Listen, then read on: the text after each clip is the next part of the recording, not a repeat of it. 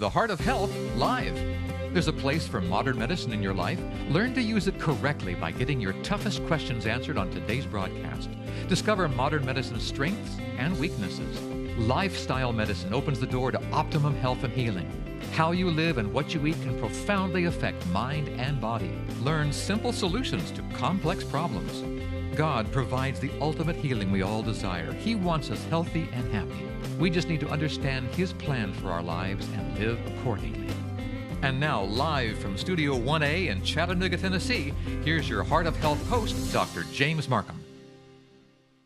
Welcome. We're glad you spend some time with us today. We have a very interesting topic as usual, and I just hope everyone is having a great day out there. And one of the topics we're going to talk about today is diabetes. And I don't know if you realize it, but right now about 25.8 million people have diabetes, and that makes up 8.3% of the U.S. population. It's also a worldwide problem. And of those people, of those 25.8 million people, 7 million don't even know they have it.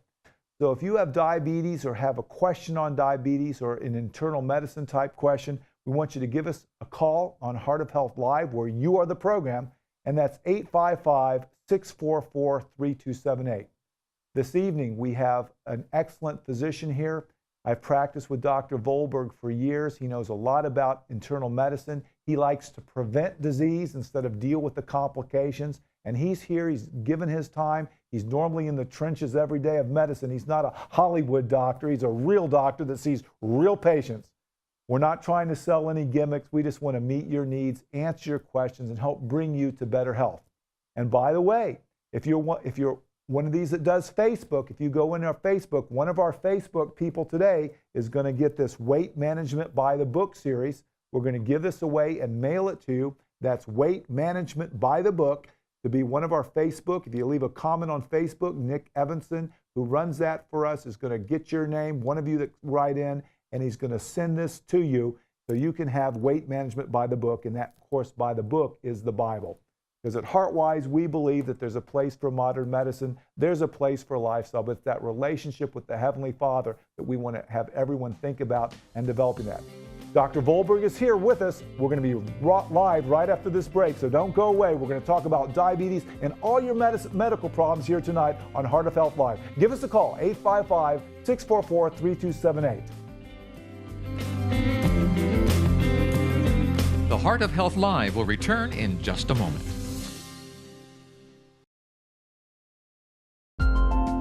The Heart of Health Live is brought to you by HeartWise Ministries. I'm Dr. Tim Jennings with your Mental Health Minute. Whether you call it wacky tobacco, ganja, pot, or marijuana, the impact it has on your brain is not good. New research by Dr. Madeline Meyer from Duke University documents that adolescents who smoke marijuana before the age of 18 experience an 8-point drop in IQ scores that persist well into adulthood. And quitting did not fully restore intellectual functioning. This drop is significant as the average person has an IQ of 100, placing them at the 50th percentile for intelligence. A drop in 8 points would place the person at the 29th percentile for intelligence. This dramatically reduces one's ability to succeed later in life. Other research documents that those who smoke marijuana have higher rates of psychosis, and the risk increases with greater use. To be smart requires a healthy brain. So be smart. Say nope to the dope. To learn more about mental health, visit comeandreason.com. My life is full of statistics. Thing is, I could have dropped out of school and become one myself, but I didn't, because I had people that believed in me. Here's another statistic. 7,000 students drop out every school day. That's one every 26 seconds. It's time that students know that we believe in them. Inspire a student and share your message of support at boostup.org. I'm Dr. James Markham, and I talk to patients every day who want to know the truth in healthcare. On our website, heartwiseministries.org, you can have your questions answered. You can read my blog where I talk about interesting and controversial subjects in medicine. You might choose to go to the radio or television sections and learn more about all sorts of health topics. Take the time and go to heartwiseministries.org.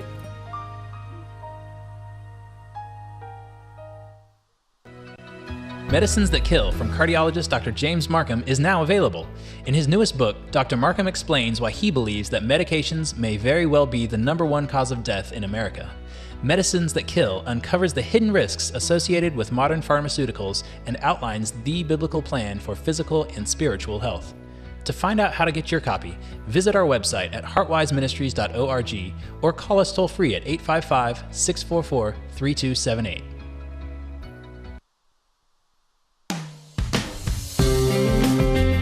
You've got questions, we've got answers on the Heart of Health Live. Welcome back.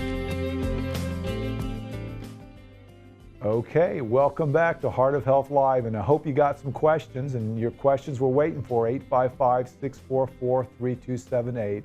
And we'd like to welcome again to our studios Dr. Carlton Vollberg. Carlton, thanks for joining us today. It's good to be here. Thank you. Tell me, you practice medicine every day, see patients every day. What has really been interesting you in the field of medicine lately? Now, I think, Jim, the biggest thing that interests me in medicine right now is prevention. Okay.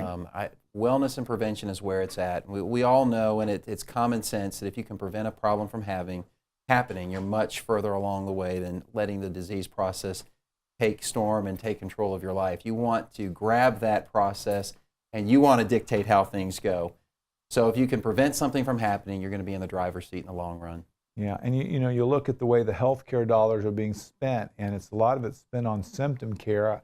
I think someone's going to figure out it's better to prevent problems. We call it disease care. Yeah. The system is really upside down, and there are people out there, some pioneers that are trying to change the system. And there are some good drugs. There are useful procedures out there. But I think the problem is responsibility is shifted. We need responsibility to go back to the patient, to educate the patient, to take some personal responsibility for their health care instead of relying on a healthcare system to just put Band-Aids on disease processes. Now, how long have you been practicing now? I've been practicing for 17 years. 17 years, and so you've seen some changes. You've got the stars out of your eyes. You've sort of been there on a day-to-day basis. And over the 17 years since you've practiced, what are some of the greatest changes you think have happened in medicine? That's a very good question. You think we're starting to see what we need to do to straighten out some of the problems we have? I think the problems are enormous in this profession. And don't get me wrong, I think that we have many wonderful drugs to help people, some chemotherapeutic agents out there for folks that have cancer and some other things, but I would like to prevent the cancer from happening. Yeah, if we find out why you have the cancer, instead of worrying about how we're going to treat it, and and you're going to lose your hair, develop fevers and all these different side effects from the chemotherapy. Why are you developing the cancer? Is it environmental? Is it genetic? Is it a combination of the above? Or could it be a dietary or nutritional thing? Are you missing nutrients in your diet because you're eating food out of a can or going to a fast food restaurant for lunch every day, and you're not eating fruits and vegetables out of the garden the way it was intended to be in the Bible? We had a psychiatrist not on too long ago, and I didn't realize the magnitude of mental health problems and stress. A lot of the people come to the doctor's office just because they're under stress and anxiety. Oh, absolutely. And unfortunately, this world is becoming more complicated, not less complicated, and people are feeling, I see, and you ask what I've seen over the last 17 years, what I see is a bunch of stressed out people. And it's worse now than it was when I began my practice years ago. Well, we hope you're not stressed out there, but if we can help you out, de-stress you by answering your questions, give us a call, Heart of Health Live, 855-644-3278. And we've had some questions, Dr. Vollberg, that come in from our website. And unfortunately, diabetes is one of these problems. Type 2 diabetes is one of these problems that's plaguing America now. That's a lot of people. There's 7 million people don't even know they have it. But we've had our first question come in to our website. It says, how do I know if I even have diabetes? So let's talk about what some symptoms a person might have. Yeah, so symptoms, obviously, if you have a weight problem, then you probably should be getting into the doctor to get some basic lab work done anyway. Check your cholesterol, check your blood pressure, check your fasting blood sugar, and see if you're running a high blood sugar. Some of those people we call dysmetabolic, where they're not overtly diabetic, but they're kind of running a blood sugar that's a little bit higher than normal. Typically anything over 100, blood sugar over 100 would be considered abnormal. You want your blood sugar to be far below 100. And that's any time, or you have to be fasting? That'd be a fasting blood sugar. Certainly if you're running sugars that are much higher than that even after eating, then there can be some concerns. And you can actually do a glucose tolerance test to see where somebody's going to fall. within the spectrum of dysmetabolic versus diabetic.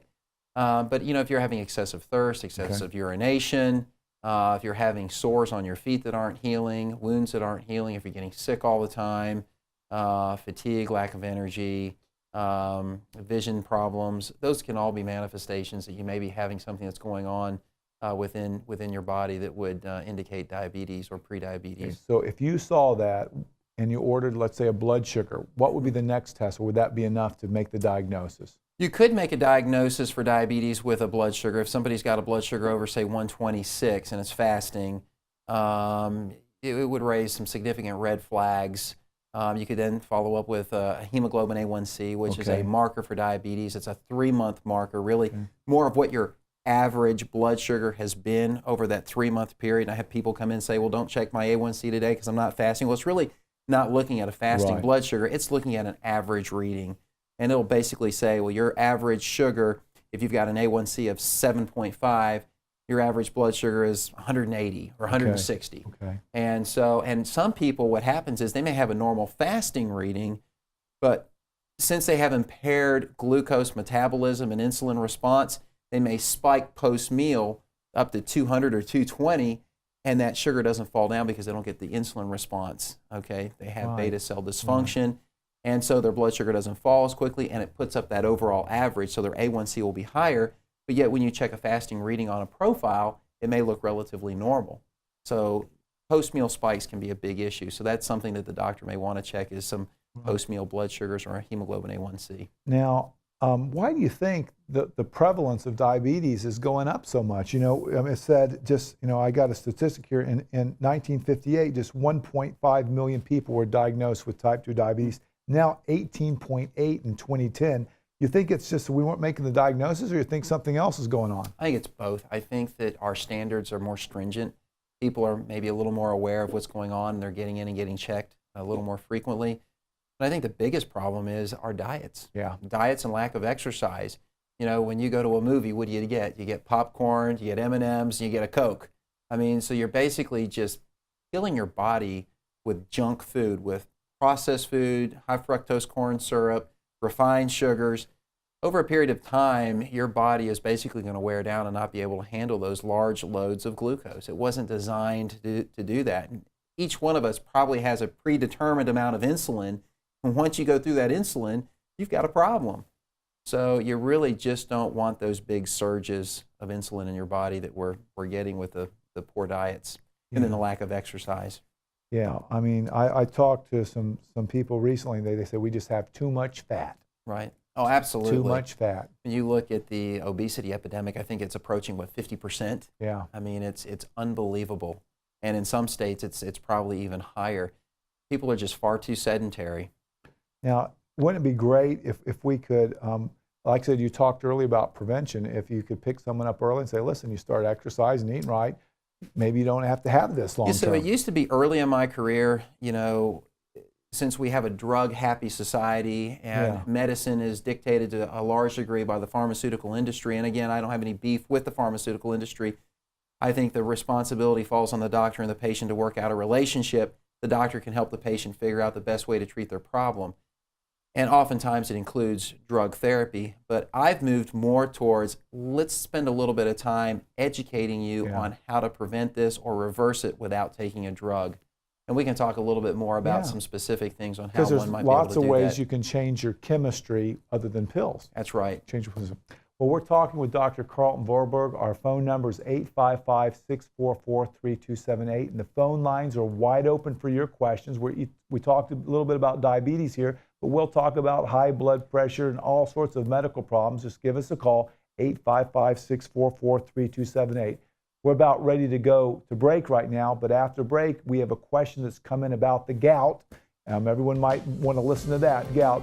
You can also join us on our Facebook page, become one of our Facebook friends, or you can join us on our website. It's heartwiseministries.org. We're going to be right back with Dr. Carlton Vollberg after this break, so stay with us.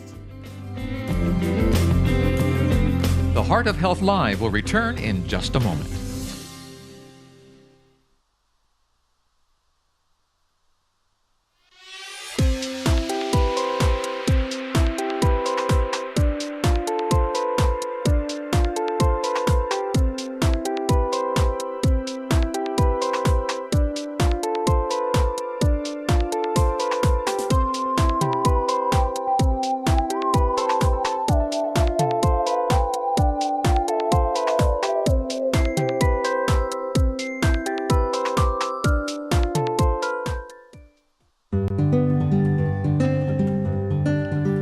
I'd like to think that one day, when we get to heaven, we're going to see a list of people like Jared and Susan, who were introduced to Jesus because of something we said, or maybe it was as simple as a passing smile. But these people will look into their past and be able to say, I'm here because of you. Recently, you may have heard that Heartwise Ministries has begun spreading the gospel to the young, the old, the sick, and the healthy using this very television program, but we need your help. We want to take this type of medical programming to the non-believer and the person who has closed themselves off to traditional forms of outreach. If you believe as we do and want to support Heartwise so that together we can count more names on the Tree of Life, please consider donating today at heartwiseministries.org. That's heartwiseministries.org. Medicines That Kill from cardiologist Dr. James Markham is now available. In his newest book, Dr. Markham explains why he believes that medications may very well be the #1 cause of death in America. Medicines That Kill uncovers the hidden risks associated with modern pharmaceuticals and outlines the biblical plan for physical and spiritual health. To find out how to get your copy, visit our website at heartwiseministries.org or call us toll-free at 855-644-3278. Wow, these are really good. You act surprised.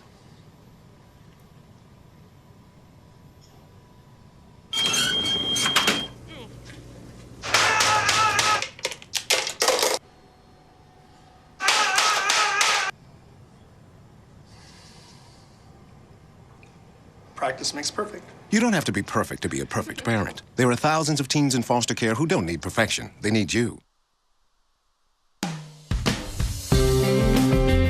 You've got questions, we've got answers on the Heart of Health Live. Welcome back. Welcome back to Heart of Health Live. We're talking to Carlton Vollberg, a doctor that has experience, a doctor that sees patients every day, a doctor that I know exercises, that used to ride his bike a lot. Do you still ride your bike a lot, Dr. Vollberg? Riding my bike and running and Good. triathlons, all of it. That's great. Well, we have a question that's come in again to our website, and that's heartwiseministries.org website. And this question is how can I prevent gout? So let's talk about first, what is gout? Yeah. And then is there anything they can do so they don't get gout? Yeah, gout usually occurs when there's an excess of uric acid crystals in a joint, and typically you get it in the big toe. Okay. That's the one that people most recognize, but you can get gout in any other joint. I've seen it in elbows, and I've seen it in hands, and some unusual places like that. Usually it settles down in the big toe for some reason. It likes to go there. And the way that you handle that is basically there are medications out there you can take, or maybe you can change your diet and go with lower protein. You know, there are certain meats like liver foods, aged cheeses, wines, things like that that can precipitate gouty attacks. Oftentimes we'll see somebody come in that has been on a drinking binge and they'll have a gouty flare-up, or they've eaten a bunch of fried chicken livers and they'll have a gouty flare-up. I mean, if you just take an inventory of what you're taking in your diet, sometimes you can kind of figure out, you know what, I probably shouldn't have eaten this. And if you reform your diet, those things tend to get better. Now, the joints actually hurt, or they swell up, or what happens to all the the joints? above. They swell. The crystals eventually will erode the joint space. The crystal formation can destroy the joint space over time. So you really don't want that, because even though it's a very painful and uncomfortable illness, if those crystals are forming in between flare-ups, you're still destroying your joint. Now, do you make that diagnosis by looking at that joint, or do blood work, or how do you make that diagnosis? Traditionally, the best way to make the diagnosis is to aspirate crystals out of the joint. So you'd want to get a needle and actually have a doctor remove some crystals from the joint to make the diagnosis. In a practical sense, many doctors make the diagnosis based on symptoms, clinical findings, and then maybe an elevated uric acid in between flare-ups. Okay. Well, I think that answers that. To prevent it with diet, work on some protein foods, that things. Lee, you're on with Dr. Vollberg. Go ahead with your question, Lee. Okay, thank you for taking my call. And what happened is I had an echocardiogram back in January of this year, January the 10th, and today the doctor told me that I had a buildup of calcium on my left ventricle side of calcium buildup on the valve, and I'm wondering if there's any way to get that out of there without surgery. That's a good question, but I think I'm going to bounce this one back to you. You're the cardiologist here. I can take that one. Lots of us have calcium on us as we age, okay? And I like to say it's sort of like getting rusty. You sort of get rusty, Dr. Vollberg. And, there's not necessarily related to the calcium you eat, Lee, but there's, if the valve is so calcified that it doesn't open, okay, that's a problem. Especially sometimes happens on the aortic valve, and they call that aortic stenosis. So that's a big problem. There's nothing that we can do naturally that I know of that will take that off the valves. Some people say that if taking a cholesterol pill will help it if it has inflammation as well that's contributing. So some people put on a cholesterol pill. Of course, we want you to live a healthy life other than that. Lots of healthy fruits, vegetables, nuts, grains, exercise, water, plenty of rest, those things. But usually lots of people have calcium at different parts of the body, and it usually does not become a problem. If your valve doesn't open and you're having symptoms from that, then of course we can replace it with the heart valve. So I hope that helps, and I'm sure if the valve's not opening, your cardiologist will check that again. Yeah, well, he said he'd check it in June and do another echocardiogram to see if it's getting better or worse. Right. So I'm hoping it won't. Okay. Well, thank you so very much, Dr. Markham. Thank you, Lee. Our next question is coming in from Jim. Jim, you're on with Dr. Carlton Vollberg. Go ahead, Jim. All right. The question I'd like to ask you has to do with my wife and her high blood pressure. She has a very unusual high blood pressure in that it will spike as high as 183 over 123, and then a few hours later perhaps be down in the teens on the systolic and down in the 70s on the diastolic. And she's currently taking Bistolic 20 milligrams twice a day, and just as of yesterday they prescribed clonidine 0.1 milligram twice a day. And all of this is also involved with constant arrhythmia. She has constant arrhythmia, and they haven't addressed that as far as treating it, except for the shock treatment. They have tested her with echocardiogram once a year, and her ejection fraction is still in the mid-normal. Jim, do you have a specific question? Having said that, the idea of this sporadic blood pressure rise and fall, and it's obviously rising to the critical stages, it alarms me. And our diet is real good. We live on a farm and we raise our own organic stuff. Okay. We eat very little meat, maybe once a week, maybe twice a week on occasion. And she is 76 years old. Okay, Jim, I'm going to let Dr. Vollberg go ahead and comment on erratic blood pressure. Yeah, erratic blood pressure can be difficult to treat, Jim. And, it's one of those things. Your wife is 76 years old. She's probably had high blood pressure for a number of years. And when you have high blood pressure for a long time, it's the blood vessels start to lose their elasticity. They almost become like copper wiring, and it really makes things difficult to treat. And we've got some good medications out there, but even with good medications, sometimes it takes multiple medications to get a blood pressure stabilized, and even then, you can still have some of those spikes. So it sounds like she's just a tough hypertensive patient. We've got tough diabetics, we've got tough people with cholesterol, there are tough people with high blood pressure. And the only thing that I can say is that, do the best you can with your diet, your lifestyle, and she'll probably end up being on medications to some degree for the rest of her life, it sounds like.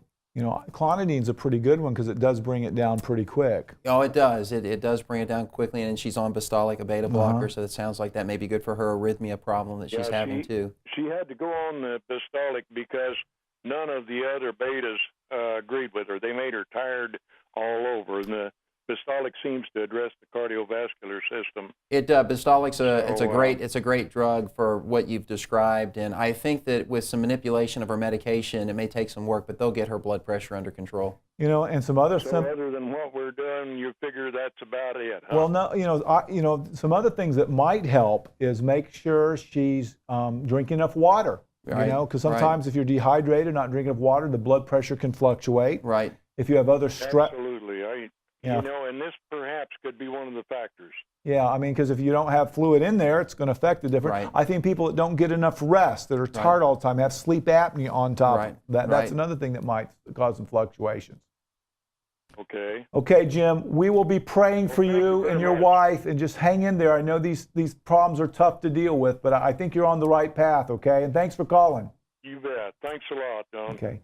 You know, Dr. Vollberg, you know, everyone out there has so many medical issues, and, you know, of course we can't answer them, but what we can do is we can pray for each other, encourage each other, and listen to each other. Right. Absolutely. We don't know much about the human body, really, when it comes down to it. It's an incredible. And it's changed so much. We still have a line open if you want to give Dr. Vollberg a call. Our phone number is 855-644-3278. That's 855-644-3278.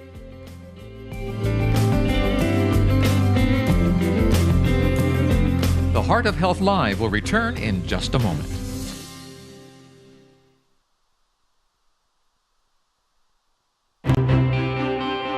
I'm Dr. James Markham with your medical moment. I don't know about you, but I get thirsty if I talk a lot. Well, one of the greatest needs of our body is water. Did you realize that up to 70% of our body is water? All the chemical reactions from the brain to the heart beating to the muscles moving all depend on water. It's one of the most important substances we put in our body.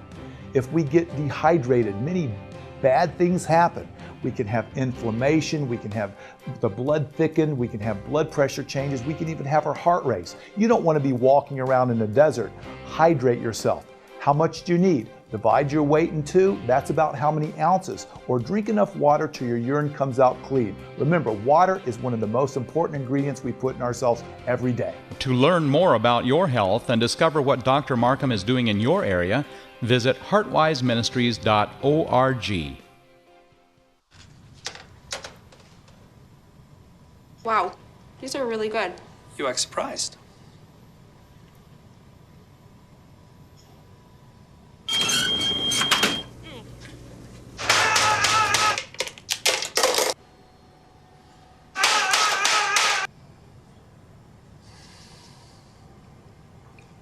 Practice makes perfect. You don't have to be perfect to be a perfect parent. There are thousands of teens in foster care who don't need perfection. They need you. Have you ever heard things about God that didn't make sense? Have you ever thought that science and Scripture cannot be reconciled? Have you heard ideas about God that scare you?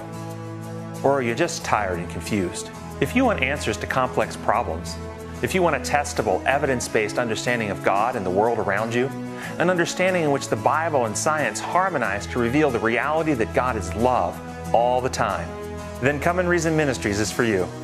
Hi, I'm Dr. Tim Jennings, board-certified psychiatrist, and Come and Reason Ministries is dedicated to helping you learn to discern, to stimulate you to think, to help hone and refine your ability to know the right from the wrong, the healthy from the unhealthy, and teach you how to experience healing of your mind, body, and relationships here and now. If you would like an evidence-based approach to knowing God, then visit us online at comeandreason.com.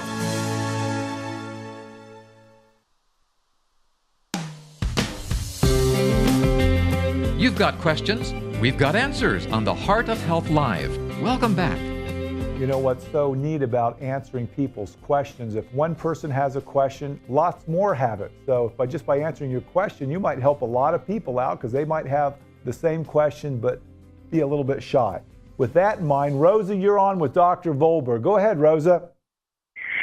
Yes, I would like to say to both of you, praise the Lord that you're talking about healthy alternatives. The reason why I'm saying this is because when my dad was 76 years old, he had already retired and was working a security guard position. And he got shot in the spine and had a bullet in his spine, and he had to have it removed. And what had happened at the hospital when they removed it, they had given him too many steroids, and it had killed his pancreas. And he became an instant type 1 diabetic. Now, he ate a healthy Mediterranean diet, didn't eat the fast foods and junk like that. But what happened was, after he'd become sick, he had made the decision, because I had been a vegan all my life and he liked what I was eating. He started eating that vegan diet, and he lived 10 years.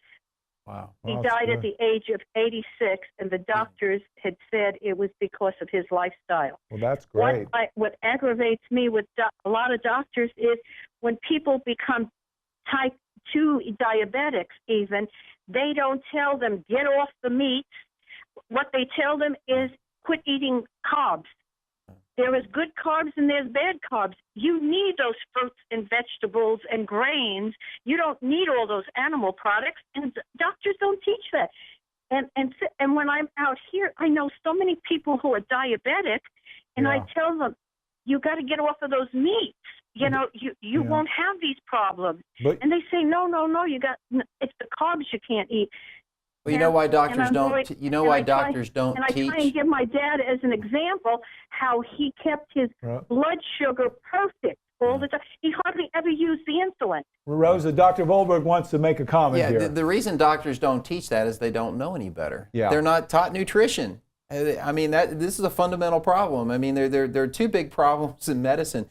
One is they're not taught business, and medicine is actually a business. So they go through all their training. They never learn how to even balance a checkbook, and then they have to run a practice. Then the second problem is they go through medical school and not given any education in nutrition, probably the most important thing that they can learn. So you're running a business, and you don't know anything about nutrition. What they do get training in is pharmaceuticals. Right. Okay? It's a big lobby. So, and there are drugs that are good. I am not anti-drug by any stretch. I don't want to come across that way. But what I'm saying is, too quickly we're reacting to giving a drug, because the third problem is there's no time. You've got a patient-doctor encounter that's going to last 15 minutes. You don't have time to get into what's in their pantry. So what you're going to do is they come in, they've got a high cholesterol, you're going to reach for Lipitor or simvastatin or something like that, and then you're going to send the patient on their way. Instead, what would be better is to have a little bit more time to spend with the patient. The third-party reimbursement doesn't recognize that time. So your doctor is confronted, unfortunately, in defense of your doctor. The system is stacked against him from day one. Yeah. And so they are just reacting within the system the way it was designed, and that is a drug-heavy system. And that's my frustration as a practitioner for 17 years. I can't stand that. I hate it. Yeah. It doesn't feel right. Yeah. Hey, Rosa, did you have a specific... questions to what you just said. Yeah. One is, why is it that I can pick up a book and research and read and learn about nutrition, but at the same token, they don't do that? And second of all, why is it that insurance companies would rather just spend a couple of minutes instead of you spending more minutes with your patient and helping to prevent them from getting all these bad health issues? I don't understand that. Excellent question. You have very good questions. We could spend a couple of hours talking about. Yeah, these are huge hurdles, and the healthcare crisis, and this is a whole other topic, is going to make this a lot worse, because you have a doctor shortage now. Most of them aren't wanting to go into medicine right now. Many are leaving. But the reality of it is, why do you pick up a book and they don't? Well, they probably do pick up books. Unfortunately, they're working 14 and 15 hours a day, so they don't have time to read. They spend all their time reacting. You've got government interference, you've got insurance interference, you've got more bureaucracy than you can shake a stick at. These doctors don't have time to do anything. If they could spend 30 or 45 minutes an encounter and actually get paid to educate you, okay, they don't, because the system is designed to treat a problem. You come with a problem, doctor treats the problem, doctor gets paid to treat your problem. What needs to happen is the doctor needs to be paid to counsel you on your problem, which means he has time to actually go and educate himself and to update his knowledge base, because this is an education. It changes. What we thought 10 years ago may be different now. What we think 10 years from now will be different than what we're thinking now. And you're right. I mean, the Atkins diet, those sorts of diets are horrible. You do need some carbohydrate. It's the bad sugars, the bad fats. Those are the things we want to stay away from. Yeah. Rosa, Rosa, we're going to have to go, but I want to thank you for calling in. You've really helped a lot of people tonight. And I wanted to leave you with a couple things. Dr. Hippocrates said, "Let food be thy medicine." Okay? And you are your own best, and you are your own best doctor. So don't depend on your doctors. You can figure things out too. So keep up the good work, Rosa. Okay. Thank you. You're welcome. Okay. Dr. Vollberg, we have Erica on. Erica, go ahead. You're on with Dr. Vollberg. Yes. I had recently a regular yearly blood test done, and it came back, and the doctor had asked for an HS-CRP test. And my HS-CRP value was quite high. Well, it was 4.3. And there was not much time. This doctor, I hadn't seen him for 3 years because normally I'm healthy, and he doesn't usually give drugs. He knows a lot about nutrition and prevention. And so there was not so much time for me. I think he said that's a sign of an infection in the body, because all my other blood tests, and he had ordered a lot, were fine. Okay. How old are you? 73. 73. Do you have high cholesterol or high blood pressure or any other problems? No. No. No, and I went on the internet, and I think I read that it's mostly for people that don't have that and will have a cardiovascular event anyway. Well, let me tell you a little bit about C-reactive protein, and maybe this will help you. C-reactive protein is an inflammatory marker, and unfortunately, it can go up for a number of reasons. It can go up for cardiovascular reasons, inflammation, high cholesterol, uncontrolled diabetes, hypertension, all of those things. But it can also go up, if, like you said, if you have a sinus infection or an infection someplace else, if you have a rheumatologic problem, arthritis, rheumatoid arthritis, if you have any issue that causes inflammation in your body, can kick up a C-reactive protein. At the time, I did have a boil, which I really never had before, but and that was a nasty one, and so that could have been the reason. That could be the reason, and so what I would be inclined to do is to repeat the C-reactive protein when your infection is gone. Maybe give it a couple of months and then retest it again. If it stays up, then we may need to do a little more of an investigation to see why that C-reactive protein is elevated. Okay. Erica, thank you for your call. We're glad you called. We're about ready to go to break right now. And if you have calls, Dr. Vollberg. Thank you, Erica.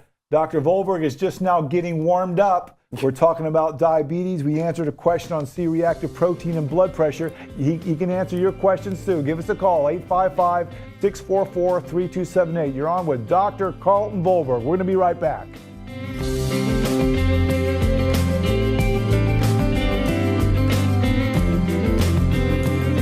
The Heart of Health Live will return in just a moment.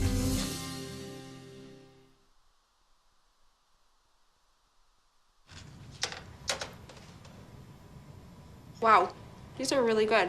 You act surprised.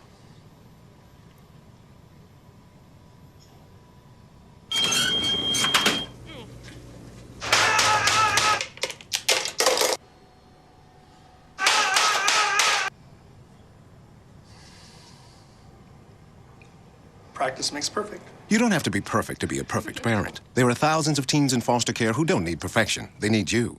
Hello, I'm Dr. Tim Jennings with your Mental Health Minute. Science has now shown that exercise is not only beneficial to your body, but keeps your brain healthy as well, decreasing your risk of dementia. When we exercise, the muscles produce a powerful anti-inflammatory factor which reduces inflammation throughout the body. Exercise stimulates the brain to produce chemicals that elevate mood and contribute to the infamous runner's high. But more importantly, exercise triggers the brain to produce proteins which cause the brain to make new neurons. In a recent study of 120 older adults, aerobic exercise caused the portion of the brain critical to memory to grow by 2%. This growth effectively reversed brain volume loss which occurs with aging. The multiple beneficial effects of exercise not only promote better physical health, but keep your brain young, reducing the risk of dementia. To be smart requires a healthy brain, so be smart, train for your brain.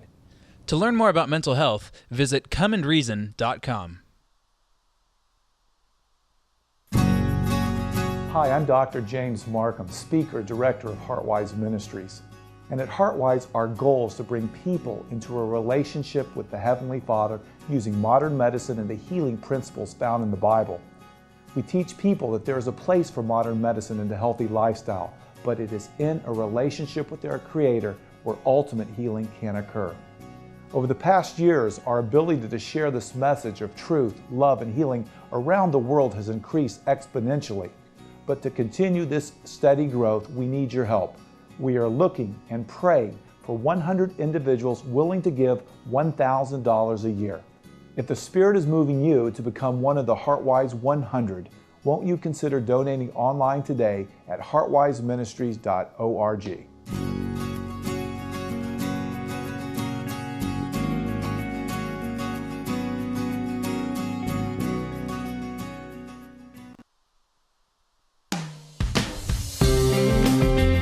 You've got questions, we've got answers on the Heart of Health Live. Welcome back. We've been talking about all sorts of topics with internist Dr. Carlton Vollberg, and I don't want you to forget those that follow us on Facebook. We're going to have a drawing, and one of the people that enters some Facebook information is going to get this program, Weight Management by the Book. It consists of a DVD. It consists of some music you can listen to. It has a workbook you can look at. And it also has some bands that you can do some exercise on. This might help answer this next question that we're going to. Dr. Vollberg, and this is from Rosalina. She says she's taking diabetes oral medications. Should she keep taking them? So let's talk about, should you take medicines, and is there any way you can get off medicines once you're on medicines for type 2 diabetes? The short answer to that question is yes, she should keep taking them. There you go. Because I don't know the details. Okay. But yeah, she should keep taking, if she's under the supervision of a doctor she trusts, she should stay on her medications. Can she get off her medications? It's possible. Yeah. I mean, I don't know what would a type 2 diabetic might have to do to get off medication? Well, I can give you a for instance. I had a type 2 diabetic that came to me a couple of years ago, grossly overweight. She didn't know she was diabetic. I know, getting back to the first question we had, how do I know if I have it? Well, she came in for a routine appointment, wasn't feeling good. We did some blood tests. She had a blood sugar of almost 400. She was still a type 2. We got her on some medications. She lost 100 pounds. There you go. And then a year or so, yeah, that's right. And I had her on insulin, Byetta, a couple of oral drugs, metformin, and so forth. And she lost all this weight. Her blood sugar, her A1C started coming down.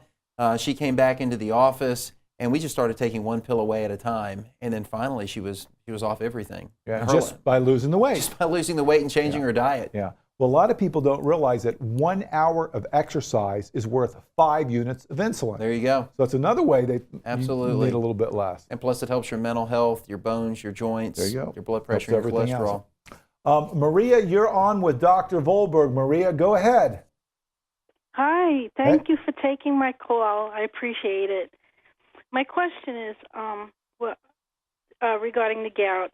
My father had the gout for many, many years, and he always watched his proteins, and he was very much into a healthy lifestyle. He lived to 90. He just passed away. But my question is, a lot of people in the family are starting to get symptoms, and mostly they have stones, kidney stones popping up, and joint swelling that come and go. And my question is, I read that the kidney stones and the gout is all in the same kind of thing going on in your body. Anyway, I want to know what a person can do on a daily basis to keep this from flaring up in their bodies. Is there something that can be done? He used to drink black cherry juice all the time. Right. Yeah. And basically that's it. I want to know, like, what can a person do every single day to keep maybe whatever it is. I don't know if it's pH, balance in the body. I don't know what it is. Okay, go ahead. I think, it's a great question, Maria. Thank you for calling in. I think the best thing that somebody can do is eat a good diet, eat a plant-based diet, stay away from the rich, heavy meats, alcohols, those sorts of things, and eat more of a plant-based program, number one. And then number two, make sure that you get plenty of exercise, plenty of rest, and plenty of water. Water, there you go. Don't, people that drink 6 and 8 cups of coffee a day, and they're going to be more prone to kidney stones and the other issues. People that drink a lot of soft drinks are more prone to kidney stones and so forth. So if you will maintain your hydration and eat a good diet and stay active, you'll put yourself in a better position. At the lowest risk. At the lowest risk. And then sometimes you do have to take some medication. If some genetics may play a role here if you've got multiple family members that have issues. And there are some medications that you can take to reduce the levels of uric acid in your system to prevent the gouty attacks from happening. But I would certainly exhaust all the lifestyle opportunities first. There you go. Well, thanks for calling, Maria. We're going to be praying for you, okay? I appreciate your call. Taking my call. Thank Thanks, you. Thank Maria. you for your prayers. Appreciate it. Are they still using allopurinol sometimes? They do use gout, allopurinol. And, I think that she made a good point. Sometimes you can live the perfect lifestyle and still have issues. Because it's not a perfect world, and genetics do take a role. Now, I think that the problem is not that we don't have some decent treatment options for various diseases. The problem is that you listen to the commercials on TV. Ask your doctor if this drug is right for you. Ask your doctor if that drug is right for you. After you get done with a big list of all the things it can do to kill you, ask him if it's right for you. Yeah. Instead of saying, you know what, why don't you ask your doctor if you lose 50 pounds? It's good for you. If that's going to help prevent a whole host of... why don't you ask your doctor if exercise is good for you? That's exactly. Or why don't you ask your doctor if eating healthy plants are good for you? That's right. No one's paying for that, Dr. Vollberg. That's right. And I look every year, and the risk of heart disease and cancer, it keeps going up every year. And, we got to get on a new pathway. Well, we had somebody that called in a few minutes ago that said, I read these books. Yeah. Why can't my doctor read these books? That was a good question. Maybe you should find one that does. Yeah. If you can find one that does. And, maybe it is that this individual has taken some personal accountability and responsibility for our health care, which is really what it's all about. You know what, if you go to your doctor and you want your doctor to do it for you, it's not going to happen. Right. And I get people to come in and they'll basically lie to me about their blood sugar, and I check the A1C and their A1C is 12. It's like, I know their blood sugar is horrible, and they've been telling me they're running, subnormal blood sugars, and I know that that's not right based on their lab work. The person that has to take responsibility is the patient. But Dr. Vollberg, our greatest asset, our greatest investment is our body. Why aren't people taking more interest in their body? They spend more time with their cars. Is it marketing? I just think that people get carried away with life and they forget about what's important. Yeah, well, hopefully you're out there by listening to this. We're understanding your greatest asset's your body. We're glad you're watching this instead of something else where you're learning about your body and how to keep it healthy. You only get one. Yeah, we got a question that's come in. It's what can you do to help stop urination with type 2 diabetics? She's diabetic. She's urinating about once an hour. So what can a diabetic do to help with that problem? Yeah. Well, assuming it's your diabetes and not some other problems, you probably want to go in and get checked to make sure you don't have a bladder infection, or if it's a male, a prostate problem or something along those lines. But controlling the diabetes, obviously, is the way you handle that. If you get your blood sugar under control, the frequent urination should subside. Yeah.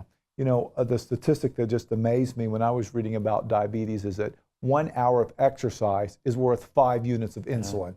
That's amazing. Yeah, I don't know of any reason not to exercise. No. We have time for a quick question that's come into our websites. This has to do with vitamin D, Dr. Vollberg. It says, how do I know if I have enough vitamin D? I know it's important. How does a person know that? Get a blood test. Okay, well, that's simple enough. Tell us a little about vitamin D real quick. Yeah, so vitamin D is a very important vitamin, and contrary to what you think, you don't get it by drinking a lot of milk. You get the conversion of vitamin D in your body through sunlight. Okay. And so most people need at least 30 minutes of consistent sunlight every day. Okay. Unfortunately, most people are not getting 30 minutes of consistent sunlight because they're in places like this. Right. And most people are working long hours. Some people get to work before the sun comes up. They get home after the sun goes down. They may get an hour or two on the weekends, but it doesn't make up for those big gaps in time where they don't get the sunlight.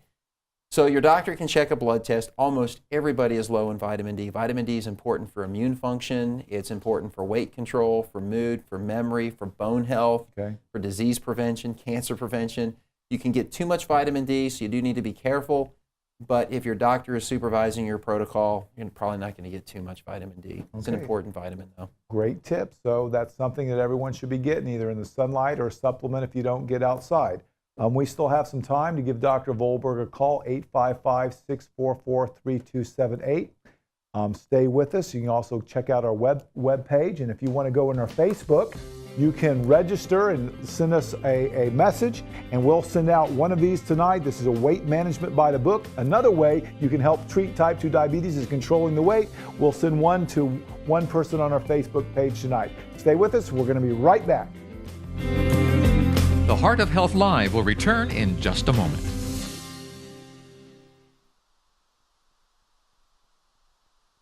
I'm Dr. James Markham, and I talk to patients every day who want to know the truth in healthcare. On our website, heartwiseministries.org, you can have your questions answered. You can read my blog where I talk about interesting and controversial subjects in medicine. You might choose to go to the radio or television sections and learn more about all sorts of health topics. Take the time and go to heartwiseministries.org.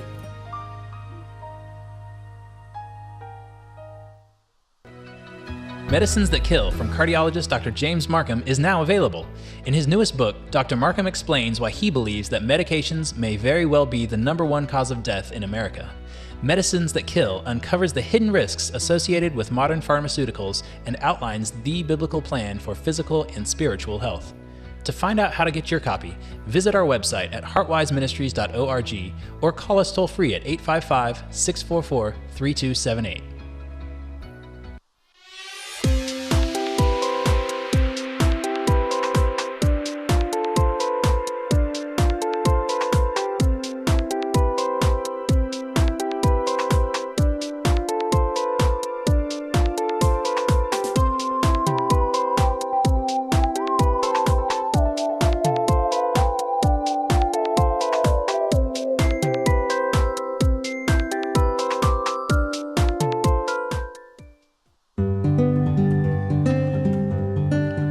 I'd like to think that one day, when we get to heaven, we're going to see a list of people like Jared and Susan, who were introduced to Jesus because of something we said, or maybe it was as simple as a passing smile. But these people will look into their past and be able to say, I'm here because of you. Recently, you may have heard that Heartwise Ministries has begun spreading the gospel to the young, the old, the sick, and the healthy using this very television program. But we need your help. We want to take this type of medical programming to the non-believer and the person who has closed themselves off to traditional forms of outreach. If you believe as we do and want to support Heartwise so that together we can count more names on the Tree of Life, please consider donating today at heartwiseministries.org. That's heartwiseministries.org. You've got questions, we've got answers on the Heart of Health Live. Welcome back. We are so glad you've joined us on Heart of Health Live. And of course, we can't cover all of your health questions, but you know what? We can give you one or two pearls. And I'm just glad you have an interest in investing in your body. And during break, Dr. Vollberg and I were talking about, I admit medicine has not been done right in this country. And we got to get on a new path. We got to speak out. We got to make patients responsible.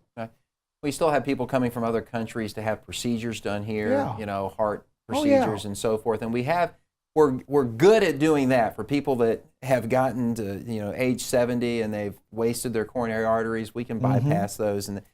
But who wants to do that? Yeah, and we don't really fix the problem either. Who wants to bypass a plumbing issue in your house when you have a plumbing problem? You go in there and try and address the issue. You don't go and bypass the plumbing and leave the old plumbing in. You try and figure out why it's plugged up. There you go. So what I'd like to see happen, and what many of us like to see happen, is let's get in at the ground floor and try and prevent the disease from happening. And you out there can help too by demanding more, by learning more, by talking to your doctor. Talk to them about, are there any other alternatives other than this medicine? I bet your doctor would say, wow, I love you. Yeah, And, absolutely. can I exercise and maybe not need this? I think that they would be very excited about that. Absolutely. Well, I think you're on the right path with your practice, and it's so good to hear someone talking about prevention. We're about ready with another question here. I think they're getting it ready for Marjorie. I don't think they're... Marjorie, you're on with us. Go ahead with Dr. Vollberg here. Going to have to make it quick. Yes, We're in our last segment. I'd like to ask you a very important question. Go ahead. I'm a type 2 diabetic, and I'm on metformin at 1,000 milligrams twice a day. Now, I think that metformin is making me hungry. And even though I try to diet and exercise as much as I can, I feel like I'm taking 2 steps forward and 1 step back, because I've listened to a couple of doctors who told me that metformin does make you hungry. And I do feel hungry all the time. And I'm wondering whether the medication is attributing to the hunger that I feel all the time. That's a very good question, and there's lots of reasons for why you might. Have you ever heard that? Yeah. Well, sometimes, and maybe it is that you're falling blood sugars. Maybe you're dropping your sugars too much. I don't know. How are your sugars running?